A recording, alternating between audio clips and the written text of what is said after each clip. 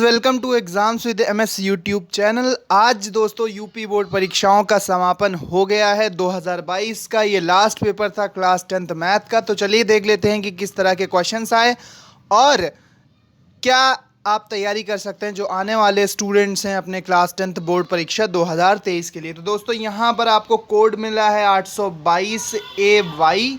ये आपका paper code है, ठीक है। 2022 मैथ 3 घंटे 15 मिनट मिलते हैं, हम जानते हैं। तो चलिए सबसे पहले देखते हैं अपना पहला प्रश्न। यहाँ पर आप एक बार निर्देशों को पढ़ लेना कि क्या निर्देश लिखे गए हैं। सभी निर्देश हम जानते ही हैं कि क्या होते हैं, ठीक है। तो एक बार इसको पढ़ना ज़रूर। अब जब आप अपने एग्जामिनेशन हॉल में पेपर देने जाएं तो इसको ज़रूर पढ़ा करें। चलिए देखते हैं क्वेश्चंस को।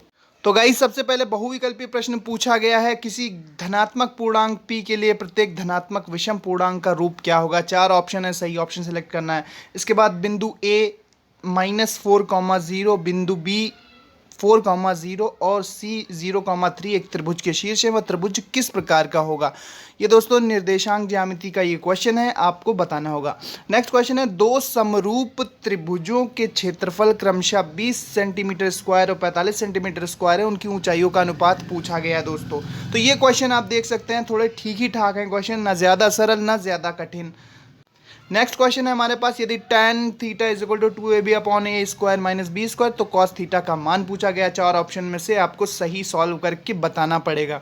एक घड़ी की मिनट की सुई जो है उसकी लंबाई दोस्तों 14 सेंटीमीटर है। 1 मिनट की सुई द्वारा रचित क्षेत्रफल क्या होगा।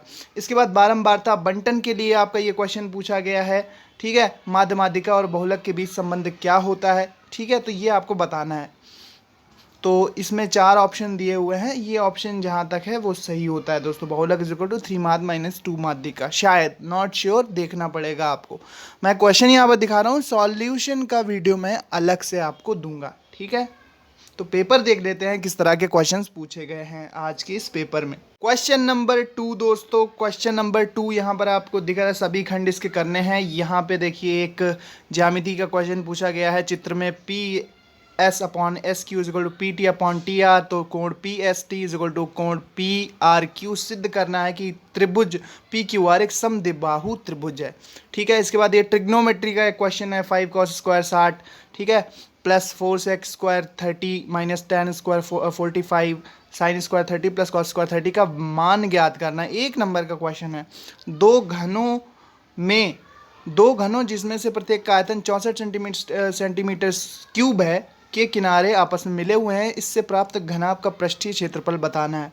एक कारखाने में 50 कर्मियों की दैनिक आय निम्नलिखित सारणी में दी हुई है दोस्तों। उपर्युक्त सारणी से बहुलक वर्ग की निम्न सीमा तथा उच्च सीमा ज्ञात करनी है। ये क्वेश्चन आपका पूछा गया है। नेक्स्ट क्वेश्चन देखते हैं। क्वेश्चन नंबर 3 दोस्तों, सिद्ध करना है कि √2 एक अपरिमेय संख्या है। √2 एक अपरिमेय संख्या है, 2 नंबर का क्वेश्चन।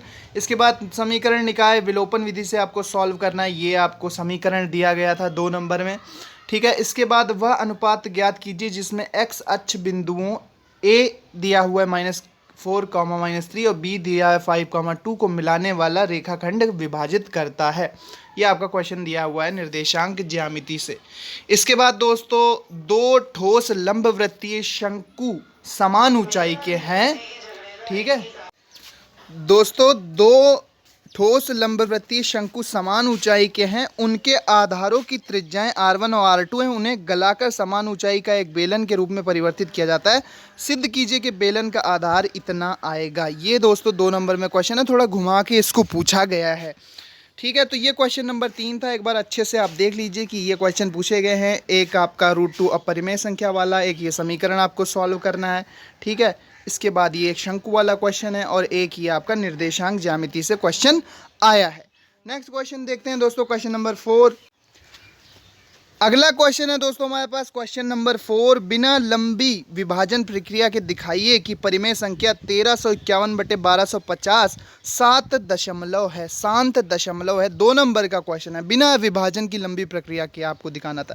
द्विघात समीकरण दिया हुआ है 3x² - 2 √6x + 2 = 0 के मूल गुणनखंड विधि से निकालना है। मूल निकालने थे गुणनखंड विधि से।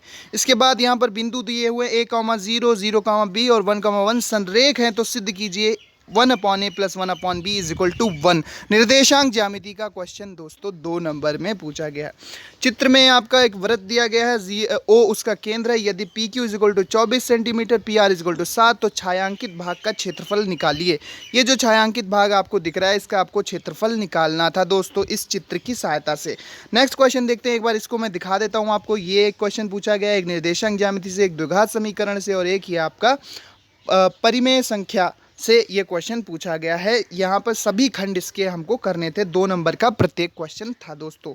नेक्स्ट देखते हैं, क्वेश्चन नंबर 5 है दोस्तों कि ग्राफीय विधि द्वारा दिखाइए कि रैखिक समीकरण निकाय 2x + 4y = 10 और 3x + 6y = 12 कोई हल नहीं रखता है। 4 नंबर का क्वेश्चन है, ठीक है। नेक्स्ट क्वेश्चन है हमारे पास कि एक त्रिभुज ABC खींचना है जिसमें BC = 7 सेंटीमीटर, कोण B 45 अंश रखना है, कोण A 105 हो। त्रिभुज ABC के समरूप एक ऐसा त्रिभुज की रचना कीजिए जिसकी भुजाएं त्रिभुज ABC की संगत भुजाओं की 4/3 गुना हो। थोड़ा सा ट्रिकी क्वेश्चन है, लेकिन हो सकता है जिन्होंने अच्छे से पढ़ाई की है उनको ज़रूर अच्छे से क्वेश्चन ये किया होगा उन्होंने, ठीक है। ये 2 क्वेश्चन आपके 5वें प्रश्न से दिख रहे हैं और इसके प्रश्न क्या हैं चलिए देखते हैं। अगला प्रश्न है दोस्तों यहाँ पर घा का प्रश्न है। हाँ तो दोस्तों 5वें का गा प्रश्न है, सिद्ध कीजिए कि tan 35 × tan 40 × tan 45 × tan 50 × tan 55 = 1। Trigonometry का ये सवाल, एक नया सा सवाल दोस्तों, ये नहीं देखने को मिलता है जल्दी, तो ये है। नेक्स्ट है त्रिभुज ABC में सिद्ध कीजिए कि tan B + C, ठीक है। 2 पार्ट इसके कर रहे हैं। त्रिभुज ABC में सिद्ध करना है कि tan B + C/2 = cot A/2 होगा। 2 नंबर का ये प्रश्न है।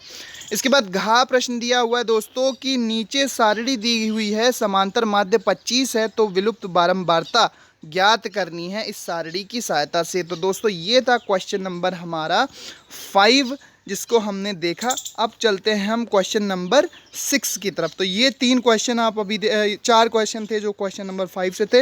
अब चलते हैं क्वेश्चन नंबर 6 की तरफ। तो दोस्तों ये क्वेश्चन नंबर 6 यहाँ पे स्टार्ट होता है, k का धनात्मक मान ज्ञात कीजिए।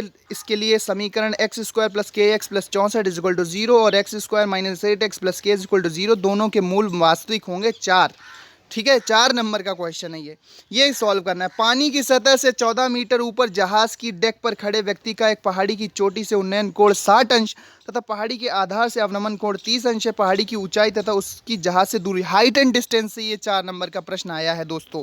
हाइट एंड डिस्टेंस से 4 नंबर का प्रश्न। नेक्स्ट है हमारे पास मेंसुरेशन से एक क्वेश्चन है कि एक ठोस खिलौना एक अर्धगोले के आकार का है जिस पर एक लंबवृत्तीय शंकु अध्यारोपित है। इस तरह का उदाहरण एक दिया हुआ है हमारी बुक में। इस शंकु की ऊंचाई 2 सेंटीमीटर और आधार का व्यास 4 सेंटीमीटर है। इस खिलौने का आयतन ज्ञात कीजिए। यदि एक लंबवृत्तीय शंकु, इस लंबवृत्तीय बेलन इस खिलौने के परिगत हो तो बेलन और खिलौने के आयतनों का अंतर ज्ञात कीजिए। पाई की वैल्यू दी हुई है। ये क्वेश्चन नंबर था हमारा गा क्वेश्चन नंबर 6 का। ये 3 क्वेश्चन आप देख सकते हैं, देखने को मिले हमें क्वेश्चन नंबर 6 में। क्वेश्चन नंबर 6 का दोस्तों घा प्रश्न है कि एक कक्षा के विद्यार्थियों द्वारा गणित में प्राप्तांक निम्नलिखित है, मध्यिका इससे निकालनी। ये जो डाटा आपको दिया गया है इससे हमें मध्यिका निकालनी थी दोस्तों, ठीक है। इससे मध्यिका ज्ञात करनी थी। 4 नंबर का प्रश्न है। अब चलते हैं क्वेश्चन नंबर 7 पर। दोस्तों क्वेश्चन नंबर 7 का पहला प्रश्न है कि एक नाव जिसकी स्थिर जल में चाल 5 किलोमीटर प्रति घंटा है, 12 किलोमीटर धारा के प्रतिकूल जाने पर वही दूरी धारा के अनुकूल जाने की अपेक्षा 1 घंटा अधिक समय लेती है। इसकी चाल ज्ञात करनी, किसकी? धारा की चाल। 6 नंबर का प्रश्न था ये। अगर आप ये प्रश्न नहीं कर पाते हैं तो आपको एक और ऑप्शन मिला है कि द्विघात समीकरण 2x² - 6x + 3 के मूलों की प्रकृति ज्ञात कीजिए। यदि मूल वास्तविक है तो उन्हें ज्ञात कीजिए। 6 नंबर का ये आप कर सकते हैं अगर आपको वो वाला प्रश्न नहीं आता। खा प्रश्न दिया हुआ है क्वेश्चन नंबर 7 में कि चित्र में यदि BD लंबवत हो AC के तथा CE लंबवत हो AB के, ठीक है, तो सिद्ध कीजिए कि त्रिभुज AEC सर्वांगसम होगा त्रिभुज ADB के, ठीक है। यहाँ पर ये पहला प्रश्न है, यहाँ पर इसका पहला क्वेश्चन है। इस चित्र को ध्यान से आपको समझना पड़ेगा, फिर इसको सॉल्व करना पड़ेगा। इसके अभी 2-3 पार्ट और पूछे गए हैं, चलिए देखते हैं। दूसरा पार्ट इसी में पूछा गया है, त्रिभुज ABC एक समद्विबाहु त्रिभुज है जिसमें एक AC = BC है, जिसमें AC = BC है। यदि AB² = 2AC² तो सिद्ध कीजिए कि त्रिभुज ABC एक समकोण त्रिभुज है। 3 नंबर का क्वेश्चन है। अथवा में आप कर सकते हैं ये कि समबाहु त्रिभुज ABC जिसकी एक भुजा A है, सिद्ध कीजिए कि इसकी ऊंचाई a√3/2 होगी। ये क्वेश्चन पूछा गया है। एक और क्वेश्चन है लास्ट, त्रिभुज ए बी सी की भुजा AC पर बिंदु D पर इस प्रकार स्थित है कि कोण ACB = कोण ABD। तो सिद्ध कीजिए कि त्रिभुज ABC ये सर्वांग सम होगा त्रिभुज ABD के। तो ये दोस्तों थे पूरे हमारे क्वेश्चंस क्लास 10th मैथ के। तो दोस्तों उम्मीद करते हैं वीडियो आपको पसंद आई होगी और आपने सभी क्वेश्चन को समझ लिया होगा। इसका सॉल्यूशन भी हम लाएंगे जल्द से जल्द जैसे ही पेपर सॉल्व होगा। तो आने वाले विद्यार्थियों के लिए ये पेपर मॉडल पेपर की तरह काम करेगा यूपी बोर्ड परीक्षा 2023 में। सो गाइज मिलते हैं अपने नेक्स्ट वीडियो में। वीडियो देखने के लिए बहुत बहुत धन्यवाद। सब्सक्राइब कीजिए exams with MS YouTube channel को model paper, question paper, important question, tips, tricks, tutorials के लिए। Thanks for watching and listening me and good luck for future दोस्तों। Thank you and bye bye.